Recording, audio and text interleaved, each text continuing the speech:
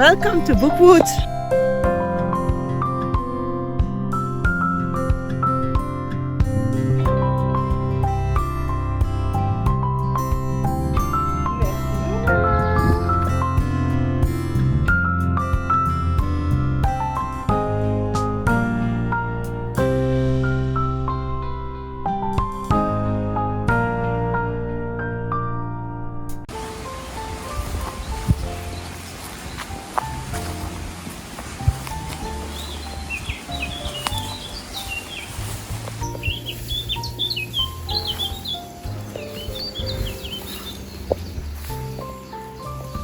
Hi, I'm glad you chose to spend some time with me. I'm so happy we can meet in the forest. My feet have finally healed again. We are starting the Amazing Readathon week 4 and I am slowly catching up. I have finished A Short Stay in Hell that I started last week, and even if I really enjoyed all of the book, I didn't enjoy the ending at all. I was hoping to know what exactly is this library, and I would have liked to see the main character finding his book and getting out and see what's next. But no, that is not what we got. I'm not gonna spoil it to you. It's a short book and it's surely worth the read. When I finished, there was a note about the author at the end that I wish I would have read at the start, because it explains who the author is, or more what his field of studies and work is, and some of that is philosophy. And so if you go into this book more on a philosophical mindset, I think it is even better than what I read from it. That means that I could start with my book with a celestial word in the title, and I picked this one. It's called À l'est du soleil et à l'ouest de la lune, east of the sun and west of the moon. And it's a short story collection that is from the more Scandinavian area. I started it like last night. I did not read much. I am not even through the first story, but for now I am enjoying the very fairy tale vibe that it has.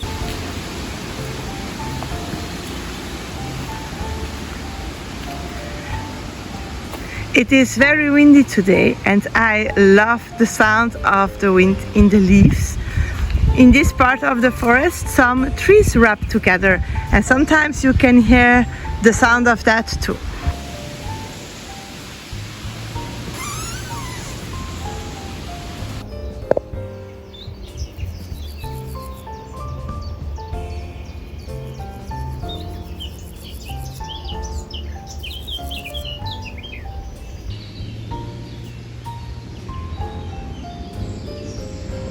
Here we are with the updates, the last update for the Amazing Readathon week 4. I didn't got the time to really film in between. I had been running around too much for the kids, and I have had some health problems. But I take advantage of this evening because we have a heat wave going on, and it is more fresh now, so I took the kids out to make this update for you. The first book I have read this week was East of the Sun and West of the Moon and Other Stories. This is a collection of Norwegian fairy tales. These are not stories that I would read with my younger children. They have some quite mature subjects. Not that they are like romancy or something like that, but quite mature anyways. I have read 4 of the 7 stories. That is about 54%. And then I discovered that I must really learn that reading books like this with several stories is not something that I can do back or from cover to cover. I really need to spread these books out, like one story a day or every couple of days, because I really got not bored, but I had difficulty always getting into the stories because of the fact that they are short. But I did really enjoy each of the 4 stories in here. There were 2 that were quite similar, talking about following some instructions before losing everything, but then in 2 different settings.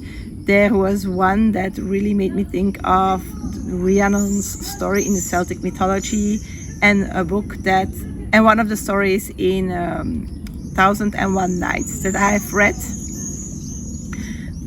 But if you like fairy tales and shorter stories, then I really recommend this, because it is not like the more traditional ones or the ones from here that I grew up with.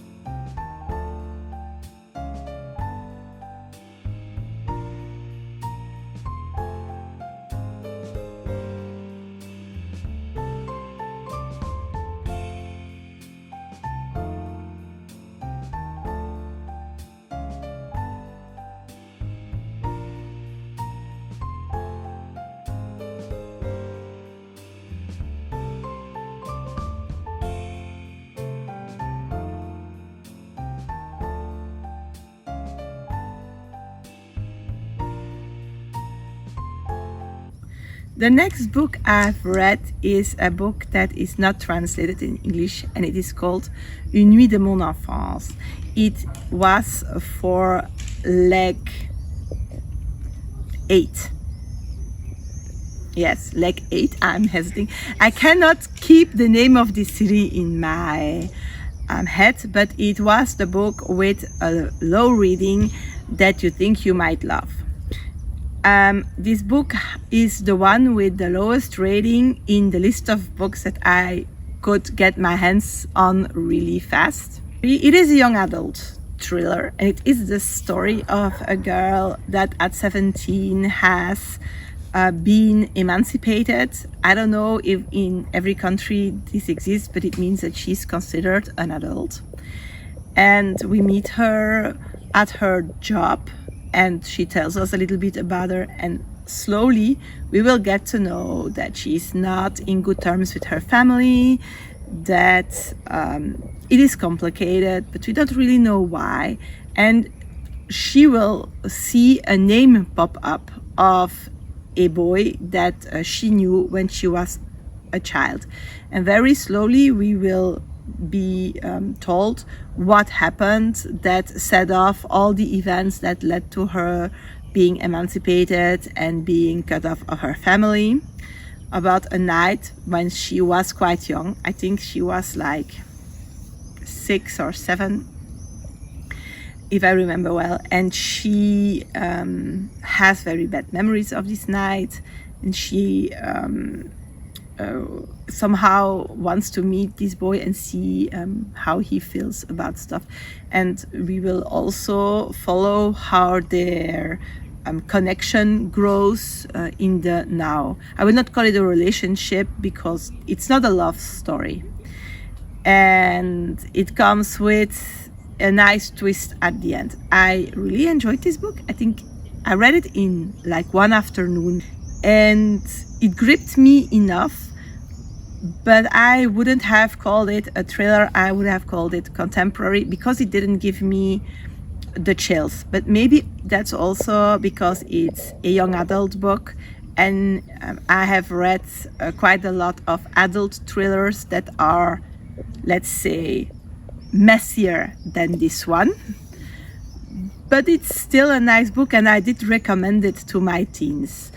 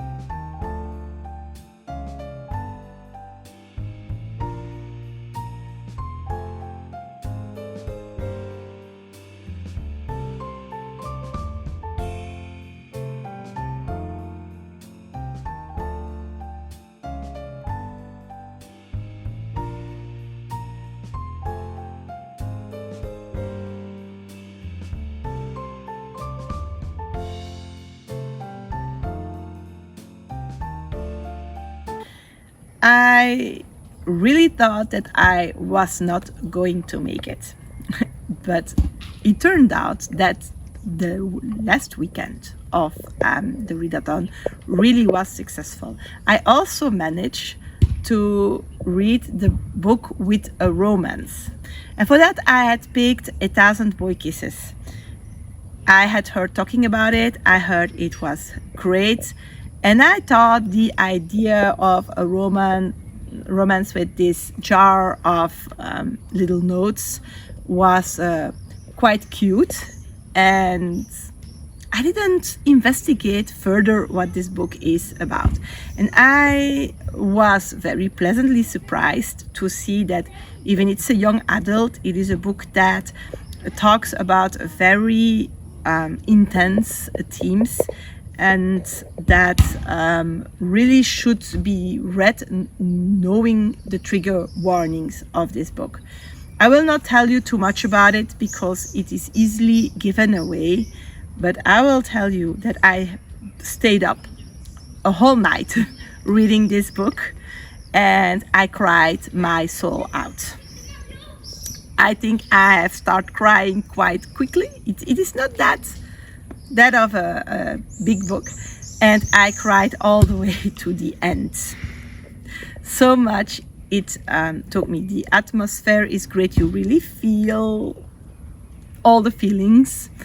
It is written in a quite simple language, but it is accurate. It is still descriptive enough. It is the type of writing I really like. And I was so enthusiastic about it that Jorgen is already reading this book. That's why I still have this library book. We prolonged our reservation of it. It is a love story between two 17-year-olds that we follow since they are 5. They are 17 for most of part of the book, and that we discover she is American and he is Norwegian, and his family moves to the US for his father's work. They meet on the day they arrive, and when he thought there would be nobody that would be interesting enough to be his friend, he meets his neighbor girl, and his neighbor girl says, "We are best friends forever." Turned out that she was right, and we will follow how their friendship grows closer, how it turns into love, and how fate comes to mess with that. But I will not tell you about it. I will let you discover it and cry about it all your soul out.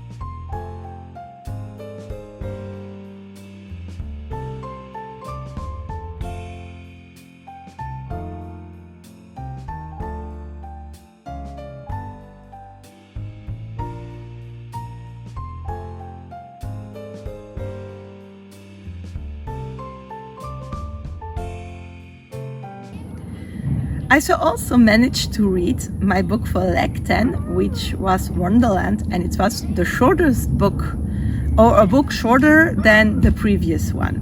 And when I made up this TBR, not knowing when this book would come up, I have picked a very short book. It is 73 pages long, and it's called in English The Strange Library.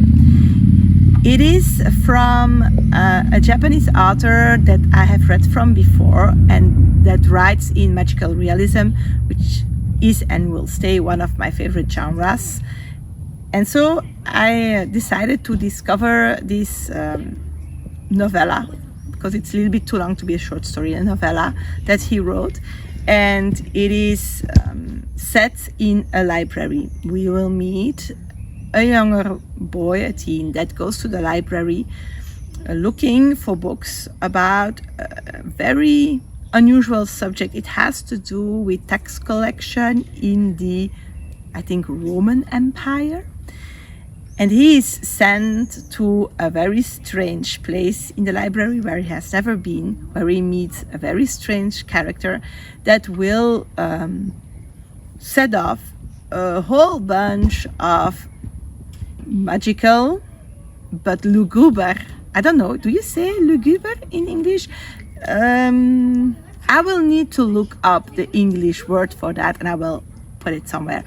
But it's very dark and it's very strange, and wow, I wouldn't like very short stories. I really liked this one. It has also, in the French edition at least, very beautiful art, of which I will leave you a clip in this video as well. If you like books about books, if you like strange magical realism stories, you should give this one a go.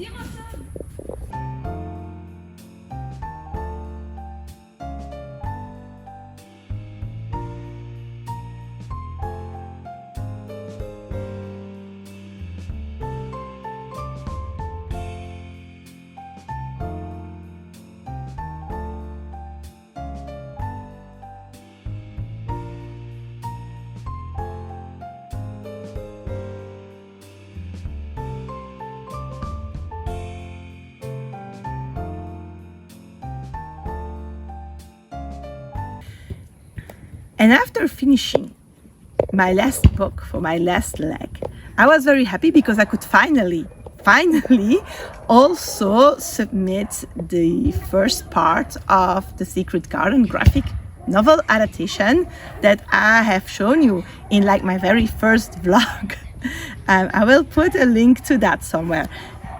And I could finally submit it, but I also got the time to read the second part of The Secret Garden in the French graphic novel edition. And again, it is one of the stories I love, so I was very happy to meet it. And the reason I picked those books was the beauty of the images. The garden is just magnificent. The characters are so amazingly cute. In this half, the story was adapted a little bit more than in the first half. There were scenes that were left out and some scenes that were put in to replace them because of the graphic novel format of what it needs to be very fluid in his storytelling. Again, I read it very easy, fast, and I really did enjoy it. I am hesitating if I am adding these books to, I would like to have those list because just the beauty of them, just the beauty of them. There is not much to say. I think everybody knows the story of The Secret Garden, and so I will not tell you again what it is about. But I was so happy I could also put this one in for sightseeing. So yeah, in the end, me who was thinking that I would never make it, that I would never read all my books, finally read like 4 of them in 2 days. I don't know where it came from. I don't know why. Is it because some books gripped me a little bit less, that I read also a little bit more slowly, and that the ones that I read in the end were a little bit shorter but also quite gripping, that I could finish them? That might play with that also. But that is over, and I will leave you with some last clips in which I count up my personal score just for myself.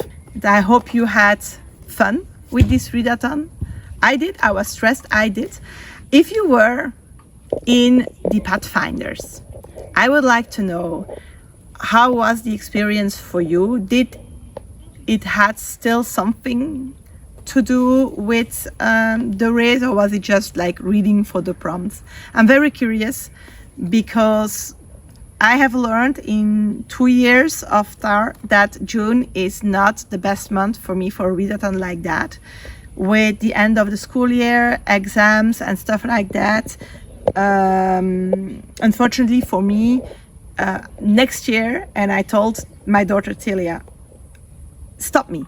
Do not let me participate in TAR next year, except maybe if there is again a non-competitive team, maybe I would give that a go. But not the competitive version, because we just run too much around to sit and read a lot, and I have too much kids at home also to really be able to concentrate and read in one go for a lot of time. So I'm very interested in all your experience. Leave them below that we can have a chat.